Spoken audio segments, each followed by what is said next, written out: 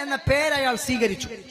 വാസ്തവത്തിൽ വേടൻ എന്ന പേര് ഒരു ജാതി പേരാണ്. ആ ജാതി പേര് വിളിച്ചാൽ അതിനെ അധിക്ഷേപമായും അതിനെ ക്രിമിനൽ കുറ്റമായിട്ടുമാണ് നമ്മുടെ കോടതി കണക്കാക്കുന്നത്.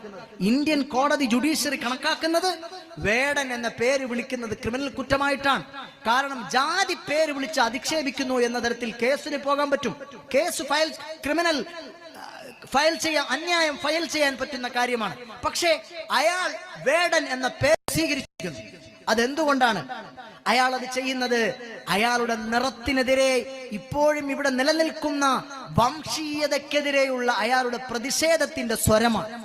അയാളുടെ ചില കവിതകളിൽ മുഴുവനും ആളിപ്പടർന്ന് കത്തുന്നത് വംശീയതക്കെതിരെയുള്ള, വർഗീയതക്കെതിരെയുള്ള, നിറവ്യത്യാസങ്ങൾക്കെതിരെയുള്ള, നിറത്തിന്റെ പേരിൽ മാറ്റി നിർത്തപ്പെട്ടു എന്നതിനുള്ള ആ ഒരു പ്രതിഷേധമാണ് അയാളുടെ കവിതകളിൽ മുഴുവനും നിഴലിച്ചു നിൽക്കുന്നത്.